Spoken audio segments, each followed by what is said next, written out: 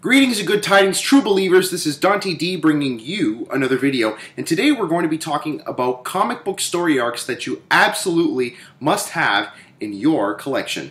So as always, the comic books that I have here do not represent a definitive list of every single comic book story arc that is significant in the medium that has ever been published. These are just a few that I have here in my collection that I felt were really culturally significant, that I really enjoyed, that I really wanted to share with you. So in order to have made the list today, the comic books here had to have fulfilled two criteria. The first is they had to have been part of an ongoing series. So we don't have any mini-series here. We discussed mini-series in another video, so if you're interested in mini-series, I'll put a link down below to the video that deals with miniseries.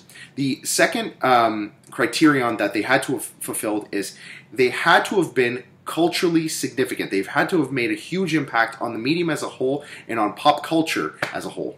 So before I get into the list, I just wanted to explain, you're going to notice that a lot of the comic books that I have here are from the 1970s and above. And the reason being is that the whole idea of a comic book story arc, so a story lasting multiple issues, didn't really come to prominence until the 1970s. Before that, you'll notice that most comics that were published in the Golden Age and for most of the Silver Age were usually one shot. You know, they usually had a story and wrapped everything up within 1 to 2 issues.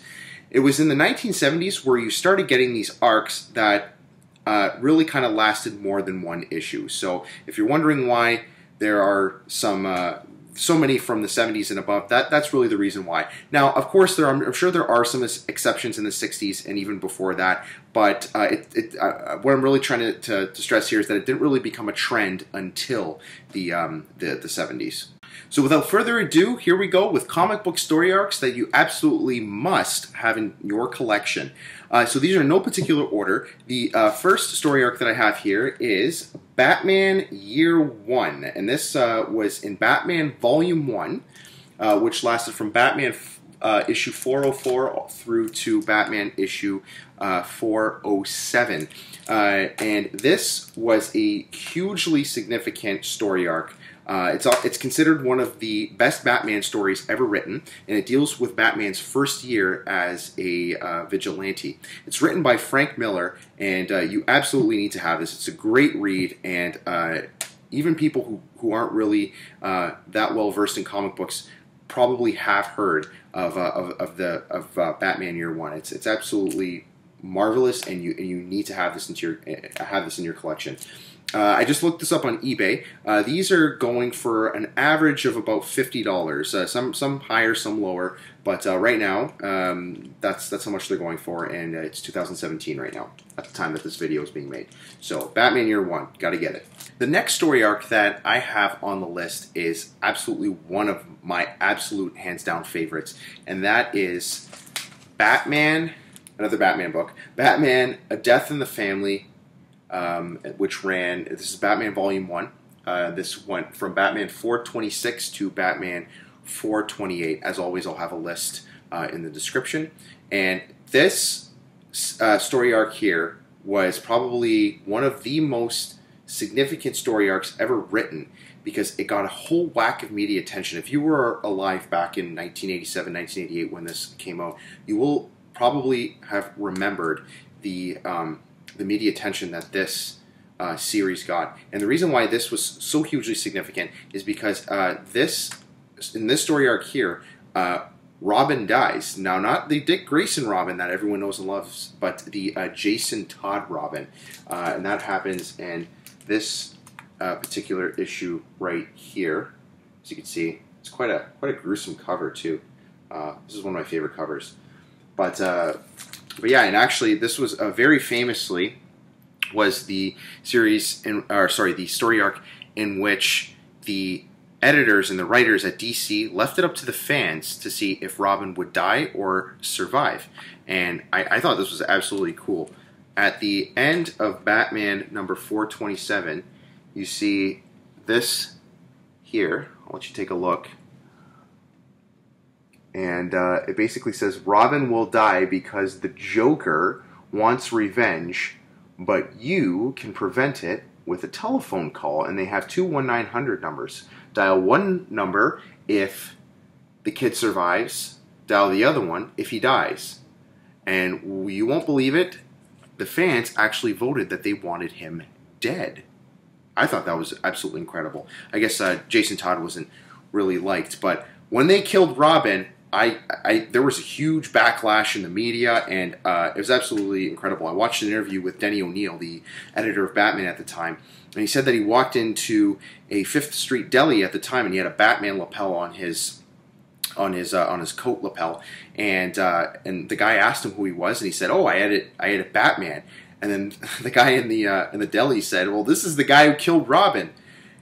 And then afterwards, Denny O'Neil famously said, "When you're an editor of Batman or you're an editor of Superman, you're not just an editor, you are a custodian of folklore," which I thought was amazing.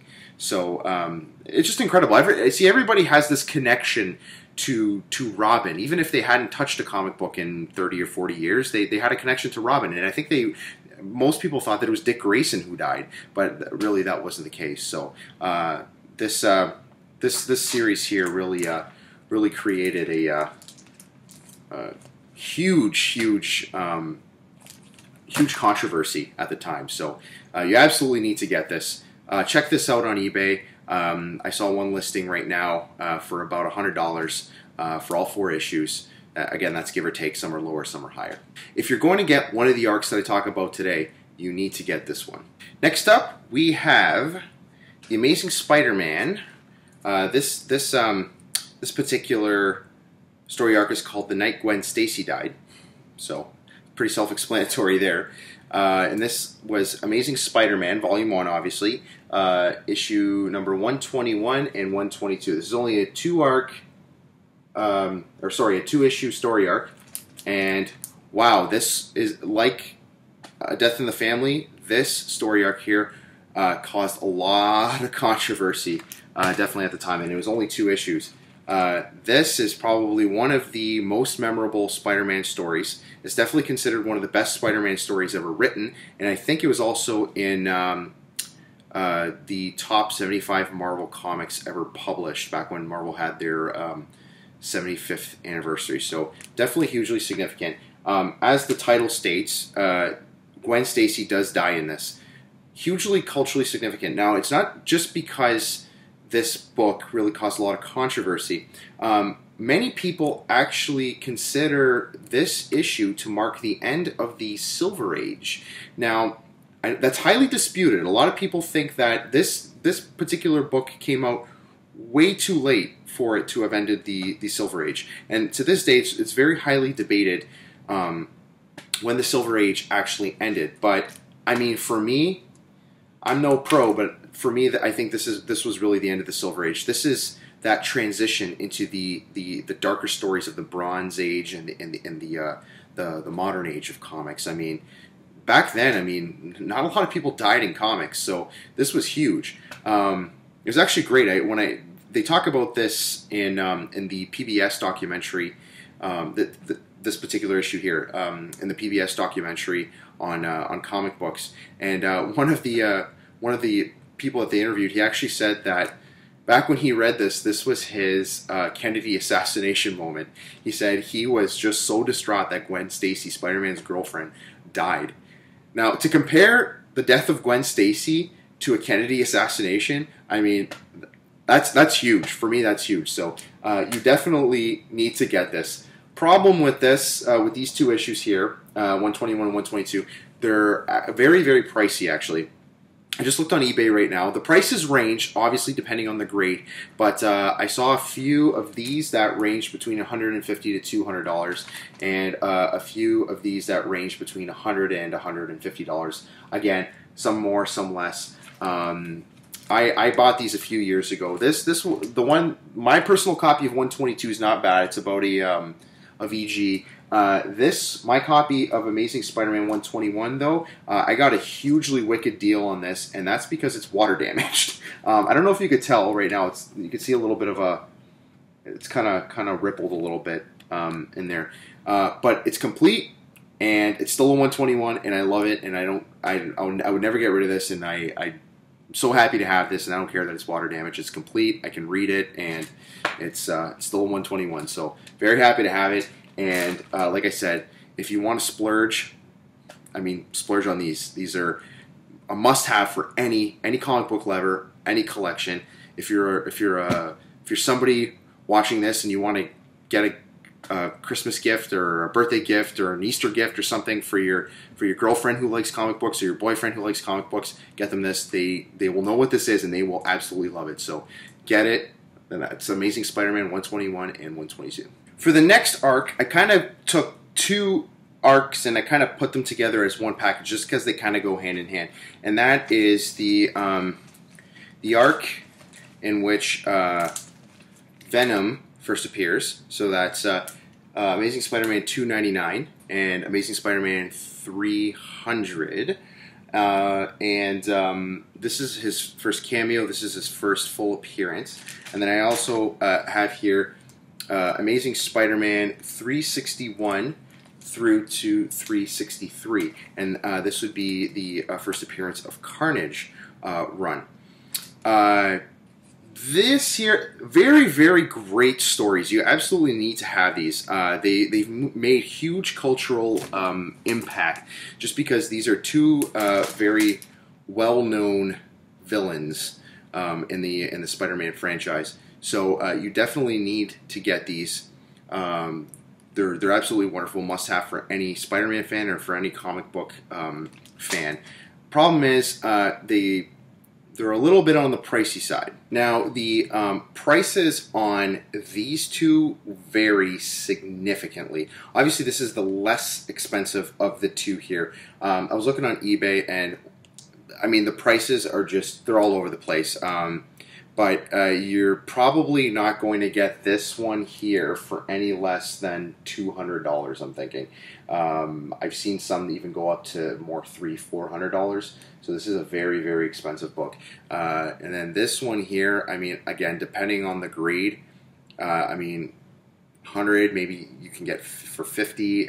It all depends. The prices vary very much for this, but they are both a little bit more on the expensive side. These are a little bit cheaper. Make sure if you're going to get this one that you get the one with the white cover, with the white background here. This is a first printing. The silver cover is actually the second printing of this particular issue. But I saw this on eBay here. This whole set. Again, the prices range. Some about $100, some $80. Some up to $150. So I mean, definitely look out for a deal. But I mean, you'll probably be prepared to spend, let's say, on average, about $100 for all three if you want to get all three. So I can't believe how much the price of this actually went up. I think when I originally got these about 7 years ago, they were probably, I think I spent maybe $25 on the whole set. So the prices have definitely gone up. So and I don't even know if I just got a deal at the time, but yeah, I vividly remember not spending more than $25, I think, for this whole set. So, but definitely worth it to have in your collection. Okay, the next one I have here is another Batman story. I have a lot of Batman and Spider-Man. I apologize. There are other things on here, though, I promise. The next one I have here is Batman Volume 2. And this would be the Court of Owls run. That would be Batman number 1 through to Batman number 11. Now, this is not considered the best Batman story ever written, but it probably is for me, is the best Batman story ever written. I absolutely love the Court of Owls run. It is absolutely legendary. Its first appearance of the Court of Owls. This run also gave us the first appearance of Harper Row, which becomes a character named Bluebird in some other Batman books. But you absolutely need to have this. Scott Snyder did a great job with the invention of the Court of Owls. The Court of Owls have become so culturally significant. They're actually main villains on the Gotham show right now. If you watch Gotham, they're actually... They made an appearance on that, and they're still relatively new to the comic book world. So it's incredible how much impact the Court of Owls has had in such a short period of time. So you absolutely need to have this. Now this is This is only the first issue. As I said, there are 11 issues in the whole run, and I went on eBay to look. There weren't any listings at this time of only number 1 to 11. Most people are actually selling the whole Batman New 52 set, and the whole sets, which consist of 52 issues, I saw were ranging between $250 to about $300 right now. So for 52 comics, I mean, that's up to you whether you think that's a good deal or not. But like I said, 52 comics plus I think the annuals as well were $300 to between $250 and $300. So keep an eye out. There might be a deal. You need to get this. If you don't want to spend the money to get the original issues, get the trade. The trade is absolutely worth it. It's just such an amazing read. So that's Batman Court of Owls. The next story arc that I have is the story arc that actually succeeds the Batman Court of Owls, and that would be Batman Death of the Family. This was Batman Volume 2, issues 13 to 17. Again, great read. Absolutely wonderful. Probably one of the best Joker stories ever written. This is where Joker has his face completely peeled off, and he kind of just wears it as a mask. And it's definitely a page turner, and I mean that literally. It's just incredible. And again, this has had huge cultural impact. For those of you that watch the Gotham show, you'll know that the character Jerome, who is a rendition of the Joker, actually has his face peeled off, and he wears it as a mask. And that comes from this. That comes from this story arc here. So you absolutely need to get it. Again, it was kind of hard to find listings that dealt with or that were selling just this. I did find one listing. The whole Death of the Family run listing that I saw was about ranged between $35 and $50. But again, you really can't go wrong if you just got the whole Batman New 52 set. I mean, Scott Snyder and Greg Capullo, they just pumped out one amazing Batman story after another. Batman, was it Year Zero? Or Zero Year, or Year Zero, one of the two. It's the one with the Riddler. That was a great story too. I haven't included it on in this list, but it's still a great read nevertheless. So, like I said, if you're going to get the Court of Owls and Death of the Family, just splurge and get the whole 52, the whole set of the 52 issues of the Batman Volume 2 and the New 52. You won't be disappointed. Okay, the next one I have here, another Batman one, is Batman Legends of the Dark Knight. This would be issues 15 through to 20. This is the Batman Venom. Great story. This is where Batman actually becomes addicted to the venom that makes Bane the way he is. At the beginning of this, Batman fails to save a little girl because of some lack of strength, so he ends up taking this venom to help him beef up and be stronger, and he ends up becoming addicted to it, and he becomes a total ass and a total juice monkey, and it's just not, he's not himself really. He just becomes an idiot.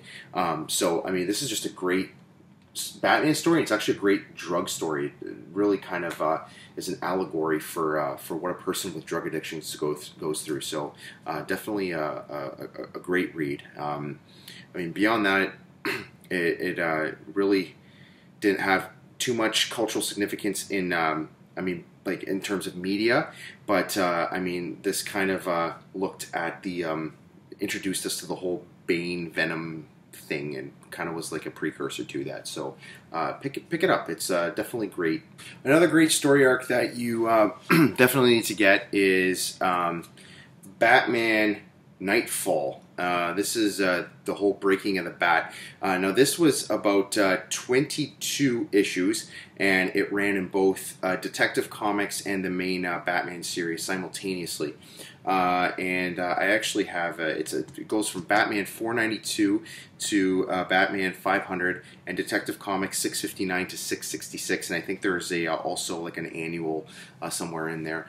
I'm actually looking at the eBay ad right now. You can get this for about the whole set, which is is about 22 issues for $80, which isn't too bad. But this is definitely a great series to have. It's an amazing read, and I can't tell you how culturally significant this this image is here right now. I mean, this has been duplicated and kind of redone in movies and video games and everything, right? I mean, every time Bane meets Batman, and whether it be in a movie or in a video game, there's always the breaking of the bat. Always. I mean, Bane does this in the Batman the Batman movie, the Dark Knight Rises. And he also does the whole breaking of the bat in the Batman Arkham Origins game. So, again, very, very culturally significant. You need to get this. So the next arc that I have here is actually not a Batman or Spider-Man run. It's actually a Daredevil run. This would be Frank Miller's first run on Daredevil, which is huge. A good place to start with his Daredevil run would be Daredevil 168, which is the first appearance of Elektra, even though he was working on Daredevil before that. But, I mean, good place to start with his run would be 168, which is the first appearance of Elektra, which is a little bit pricier. I actually don't have the first appearance of Elektra because I never bothered to spend the money on it. And I'm looking at the eBay ad right here, and it's the first appearance of Elektra is actually about ranging between $100 and $150. This is actually Daredevil 181, which is the death of Elektra. He kills her off about 11, 12 issues later. But epic run, really great, really dark, really gritty, really Miller-esque, and you definitely need to get it. I actually got a good chunk of the Frank Miller run for about, I think I spent about $70 on it a few years back. So you can get deals if you look out for them. Keep an eye out. Don't spend too much on it. But definitely a great run to have in your collection. Moving on to our next one. The next arc that I have here is actually a Superman arc. And I'm pretty sure you can guess which one I'm going to hold up. And that is the Death of Superman, which actually appeared in Superman number 75. This whole arc lasted I think about 7 or 8 issues. I don't have the exact numbering. It was in both the main Superman title, Superman the Man of Steel. It crossed over between many different Superman titles. I don't know the exact ones. As you can tell, I don't have the actual issues. I have the trade paperback. I didn't bother to get the actual Death of Superman run just because the cost of it is, I think, is just way too inflated. The Death of Superman is a hugely culturally significant book because it got so much media attention at the time. During the early 90s, in 1993 when this came out, people were just so shocked that they would kill off their flagship character, Superman. So basically what ended up happening was people were buying multiple copies of this book because they thought that this was indeed going to be the very last Superman comic ever published, very last appearance of Superman, and that this was going to be worth so much money, and then they would hang on to it for a while and sell it and be rich and be able to retire early and put their kids through college and all that nonsense. So this got so much media attention. So basically what happened was, because of all the media attention that this got and so much mainstream pop cultural attention, people went out and they bought multiple copies of it. So the publisher started printing more and more. This comic here is synonymous with comic book speculation. This here is the symbol of comic book speculation and comic book gimmicks, which ultimately led to the comic book crash in the mid-90s. So if you go on eBay right now, this book still will probably be selling for around $20. The single issue will probably still be selling for about $25, which I think is an outrageous price to pay for a book that the market is so saturated with. Me personally, I would never spend more than $5 or $10 on this. Am I ever going to find a Death of Superman issue for $5 or $10? Probably not. But again, I'm never going to spend that much on the Death of Superman just because it's the market's so saturated with them. So That's just my little rant on this book. But at the end of the day, as a story, this is actually pretty good. I know this is considered a gimmicky comic, but I mean, it's actually pretty good. It's a very good story. I really enjoyed the read. So if you're like me and you want to read The Death of Superman, but don't want to spend the money on the story arc, the actual issues, get the trade paperback. I'm telling you, this, you won't be disappointed with this. The battle between Superman and Doomsday is really epic, in my opinion. I absolutely love it. And again, I mean, this had such cultural impact. I mean, even the Batman vs Superman movie kind of took elements from this story. So, I mean, whether you get the comics, the actual issues, or the arc, this story needs to be in your collection in one way or another. The next epic run that you absolutely have to have in your collection is actually an X-Men one. And again, I'm sure you can guess which one I'm going to hold up, and that's actually the whole Phoenix Saga. Basically, the Phoenix first appears in X-Men number 101. This is a Chris Claremont run, okay? And Chris Claremont, the writer, was on X-Men for years and years and years. I think he started in the 70s, and he didn't stop writing X-Men until well into the 80s. So he was on it for a while, and he was the one who gave us the iconic Dark Phoenix Saga and the whole Phoenix story. There are a lot of issues here. I have most of the Dark Phoenix Saga. I didn't want to hold up all of them here because this is such a huge run. But I have most of them. Again, to have all of them, you'd be spending quite a bit of money. So it'd probably take you a while to compile a whole full run of the Chris Claremont run on X-Men. But if you can start collecting bits and pieces of this run, it's super, it's great. It's had so much cultural attention. It's just amazing. And I just here's some of the other ones here. Again, basically, if you want to compile this this run here, start with X-Men 101, which is quite expensive. Start with X-Men 101 and work your way up probably to about 150, 160. I don't know. Fans, help me out here. When do you think is a good time to stop reading the the Phoenix? When does the Phoenix Saga actually end? I know this particular issue here is the death of the Phoenix. So maybe X-Men number 137 is a good place to stop. I don't know. You tell me. Let me know. Let me know in the comments. So again, that's X-Men Phoenix Saga. Get it. Next up is actually another Daredevil run, and this would be Frank Miller's second run on Daredevil, which is called Daredevil Born Again, which lasts from Daredevil 227 all the way through to Daredevil. Just let you see some of these here. So, so Daredevil 227 through to Daredevil 233. Great story. You need to have it. Again, I like it better than the Frank Miller's first run. Just amazing. Basically what happens is Daredevil is destroyed. His career is destroyed. Kingpin literally ruins him, and he has to start from nothing again and work his way back up. It's really an awesome story. You need to get it. As far as the cost for this run, I just looked on eBay right now, and you're looking at spending between $40 and $50. Those are what the listings that I found state. Next up, we have the Uncanny XMen. It's an X-Men arc. It's only a 2-issue arc, actually, and I'm sure you could probably guess this one, too. That'd be Uncanny X-Men number 141 and 142, and this is the Days of Future Past run. I probably do not have to explain to you how hugely significant this story arc is. I mean, they made a whole freaking movie about it. That should tell you how culturally significant that this run was. And again, this was also on the top 75 Marvel comics ever published back when Marvel did their 75th anniversary.